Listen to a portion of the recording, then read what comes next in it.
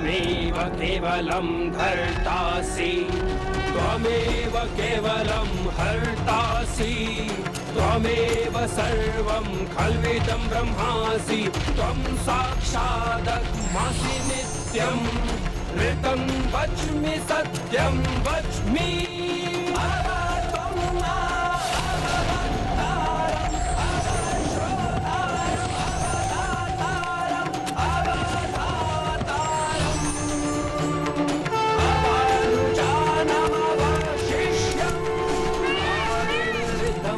तत्त्वमनुस्वरूपं आकारः पूर्वरूपं मध्यमरूपम् अनुस्वारचार्यरूपं बिन्दुरुत्तररूपं नादः सन्धानम संहिता सन्धिः सैषा गणेश विद्या गणकऋषिः निकृत गायत्री छन्दः गणपतिर्देवता। ॐ गं गणपतये नमः। आकारः पूर्वरूपम् आकारः मध्यमरूपम् अनुस्वारचार्यरूपं बिन्दुरुत्तररूपं नादः सन्धानम संहिता सन्धिः सैषा गणेश विद्या गणकऋषिः निकृत गायत्री छन्दः गणपतिर्देवता। ॐ गं गणपतये नमः।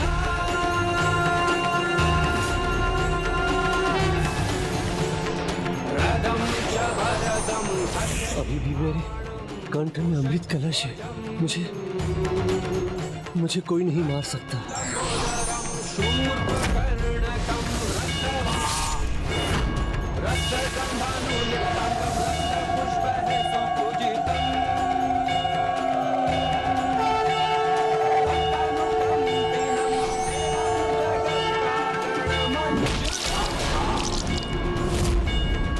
आविर्भूतं च सृष्ट्या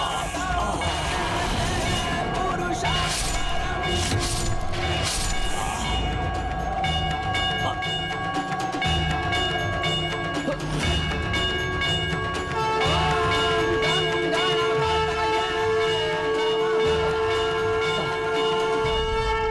महोदर इति ख्यातो ज्ञान ब्रह्मशतः मोहासुरस्यशत्रुर्वै आहुवाहनगः स्मृतः। ॐ गजाननं हे प्रभु, सिंधु का प्रणाम स्वीकार कीजिए प्रभु। उमासुतं शोक विनाशकारकम् नमामि विघ्नेश्वर पाद पंकजम्।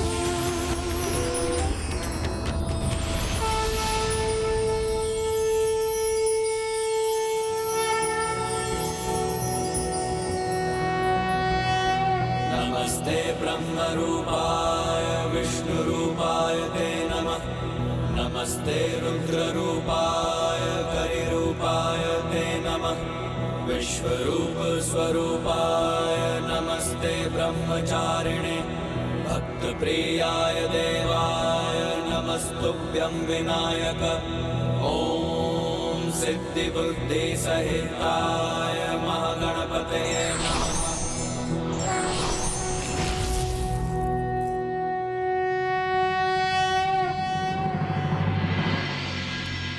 माता, सिंधु के अंत के साथ मेरे इस अवतार का उद्देश्य भी पूर्ण हुआ। अर्थात अब मेरा पुत्र गोइंश दूर हो जाएगा मुझसे। अपार स्नेह, ममता, अनंत प्रेम सब कुछ प्राप्त हुआ मुझे। माता, आपने अपनी अपार ममता न्योछावर की। माता अहिल्या से अपार स्नेह मिला। ऋषि गौतम और ऋषि मुद्गल ने मुझ पर अटूट विश्वास किया। मेरे मित्रों ने प्रेम दिया।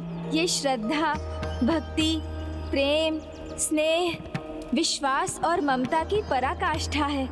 भक्त से भगवान और माँ की ममता से बालक जीवन में सफल बनते हैं। शिक्षा और संस्कार देने के साथ संतान पर अटूट विश्वास भी आवश्यक है।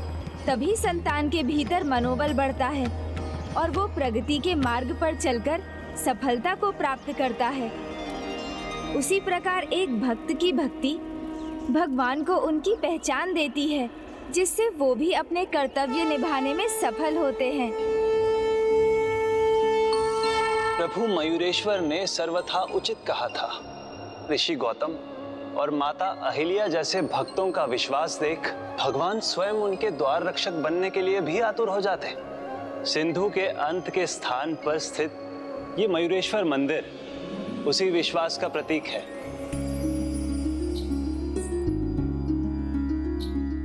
हे प्रभु मयूरेश्वर, आपकी बाल लीलाओं के वर्णन ने तो मेरे मन में संतान पाने की लालसा और बढ़ा दी है। और जिस प्रकार आप भक्तों के विश्वास का सम्मान करते हुए उनके द्वार रक्षक बने, उसी प्रकार मेरे विश्वास का सम्मान कर मेरी इच्छा भी पूर्ण कीजिए प्रभु।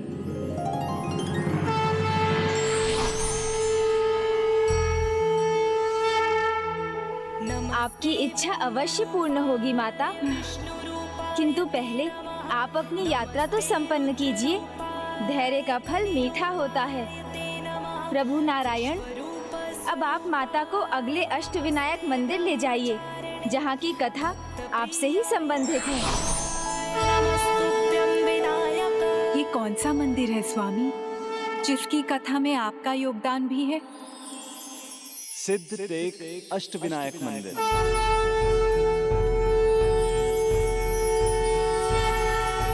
वक्रतुंड महाकाय सूर्यकोटि समप्रभ निर्विघ्नं कुरु मे देव सर्वकार्येषु सर्वदा।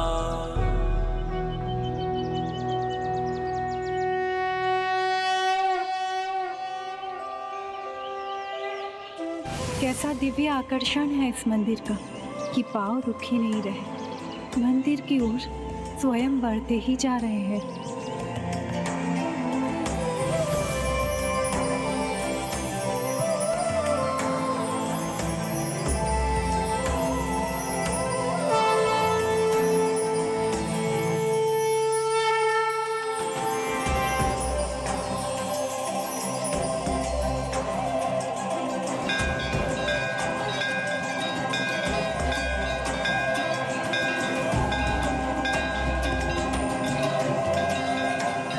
स्वामी तो अब भक्ति के चरण पर है।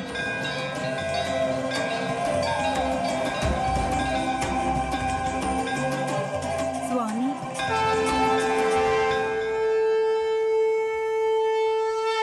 स्वामी, ऐसी क्या महिमा है प्रभु के इस मंदिर में जो आप इतने मंत्रमुग्ध हो गए? मैं तो ये जानने के लिए भी उत्सुक हूँ कि प्रभु के इस कथा से आपका क्या संबंध है। ये तब की बात है जब सृष्टि का आरंभ हुआ था। सृष्टि में शून्य था और कुछ नहीं। मैं और ब्रह्मदेव थे। हमारा आविर्भाव होते ही हम दोनों घोर निद्रा में पहुंच गए, किंतु ब्रह्मदेव मुझसे पहले ही निद्रा से बाहर आ गए।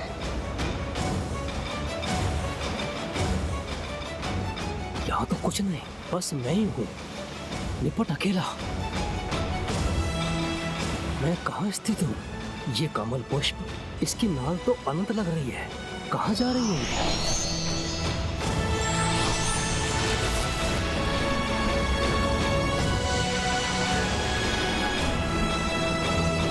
क्या स्थान है ये? किसकी आभूषण है ये?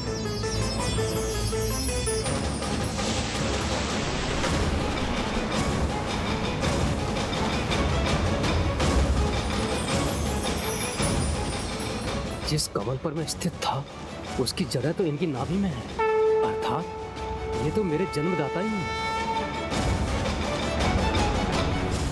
हे दिव्य आत्मा, हे जन्मदाता, अपनी निद्रा से बाहर आइए।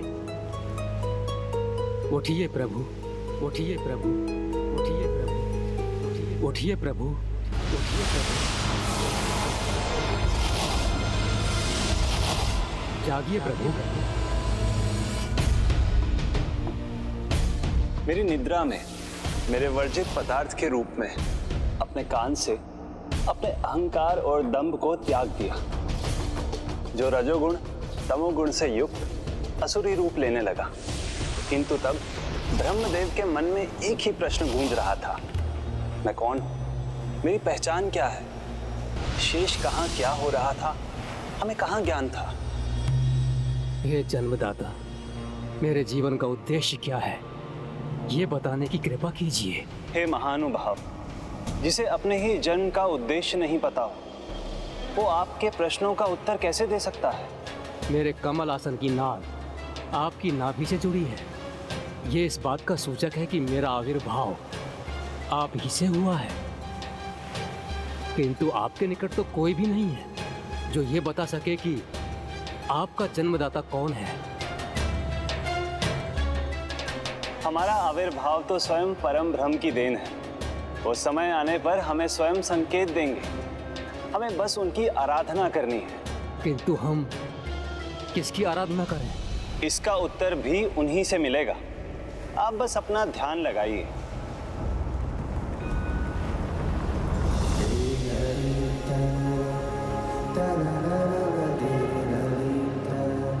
ओम गण गण गण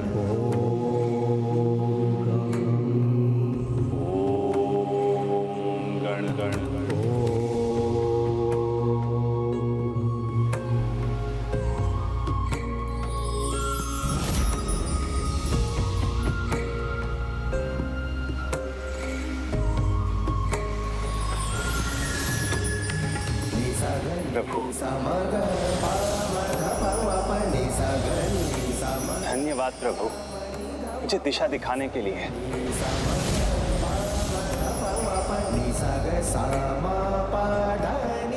ये किसके पीछे जा रहे हैं? ओम गण गण गण, ओम गण गण गण, ओम गण गण, ओम गण गण, ओम गण गण, ओम गण गण, ओम गण गण, ओम गण गण। रुक जाइए। इतनी लंबी यात्रा में हमें एक भी प्राणी दिखाई नहीं दिया उस अलौकिक ध्वनि ओम और गंग के सिवाय। इसलिए वो अलौकिक ध्वनि ही हमारे जन्म का स्रोत भी है। ये अंधकार नहीं, ये अंधकार हमारे लिए कष्ट में हो सकता है। इसलिए आप इस गुफा में प्रवेश ना करें।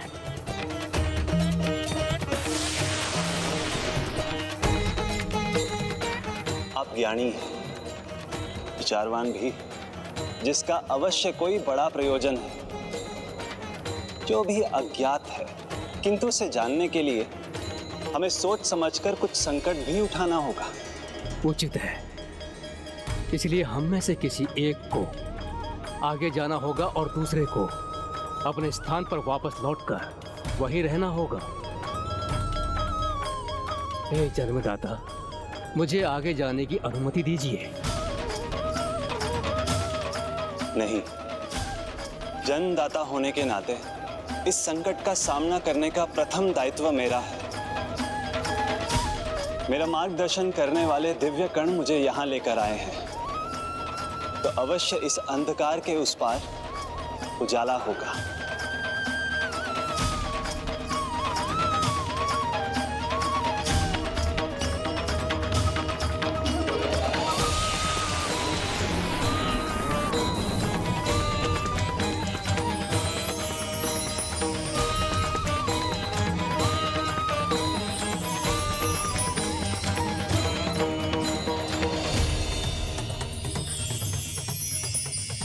दिव्यकण पुनः मेरा मार्गदर्शन कर रहे हैं,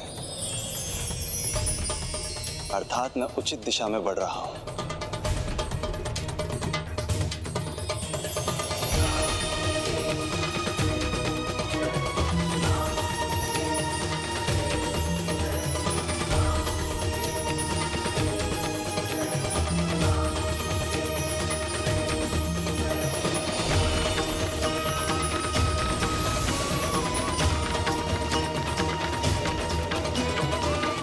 अवश्य यही है हमारे प्रभु।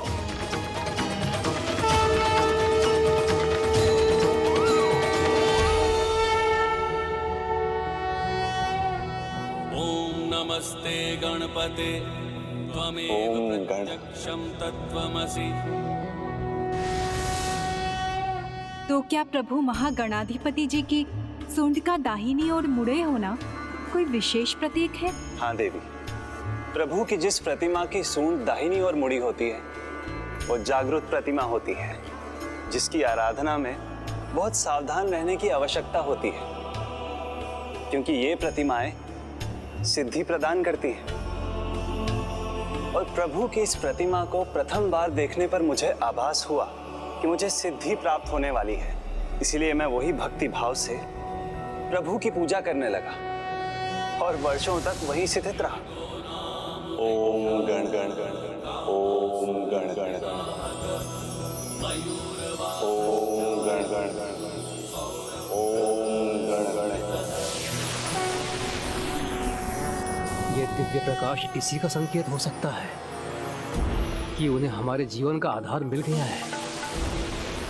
किंतु उसी समय वो दोनों असुर जो मेरे अहंकार के प्रतीक वर्जित पदार्थ से उत्पन्न हुए थे, उनमें भी प्राणों का संचार होने लगा।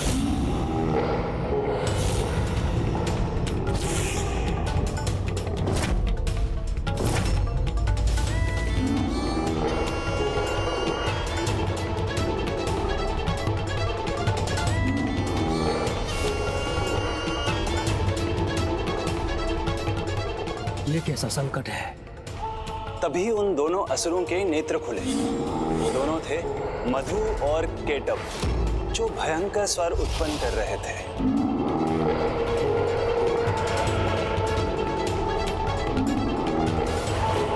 भ्राता केटव, कुछ गंध आ रही है तुम्हारी नसों में? हाँ भ्राता मधु, भोजन की गंध आ रही है।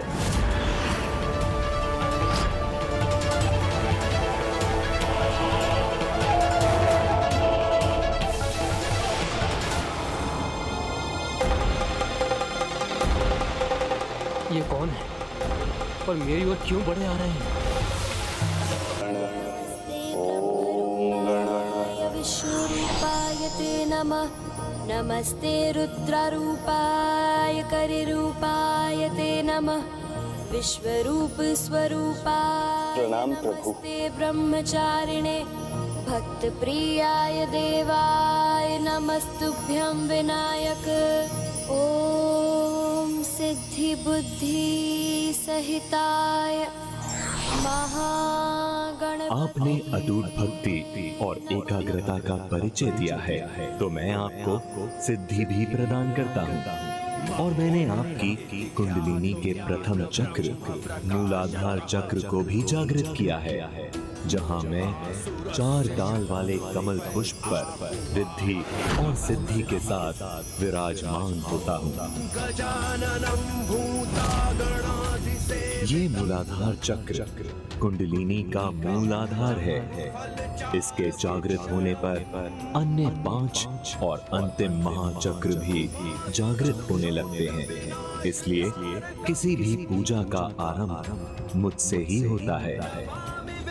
दूसरा चक्र स्वादिष्ठान 8 डाल वाले कमल पर स्थित है, जिस पर वो विराजमान रहते हैं जो इस गुफा के बाहर आपकी प्रतीक्षा कर रहे हैं, अर्थात ब्रह्मदेव। वो अपनी शक्ति देवी सरस्वती के साथ वहां स्थित रहते हैं। तीसरा चक्र मणिपूरक चक्र होता है, जहां 10 डाल का कमल है, वहां आपकी शक्ति देवी लक्ष्मी का वास होता है। चौथा चक्र अनाहत चक्र है, जहां 12 डाल का कमल होता है। यहाँ शिव अपनी शक्ति देवी पार्वती के साथ विराजमान होते हैं। पांचवा चक्र विशुद्धि चक्र है, जहाँ 16 डाल के कमल पर माता आदि शक्ति वास करती है। माता आदि शक्ति की आराधना से कुंडलिनी के सभी चक्र जागृत होते हैं। छठा चक्र आज्ञा चक्र है, जहाँ 2 डाल के कमल पर जीव की आत्मा का वास होता है। इस आज्ञान चक्र से जागृत होकर आत्मा का मिलन आगे चलकर परमात्मा से होता है। और अंत में है 7वां चक्र, जो महाचक्र सहस्त्रार चक्र कहलाता है, जहाँ सहस्त्र डाल के कमल पर मेरा अर्थात महागणाधिपति का वास है।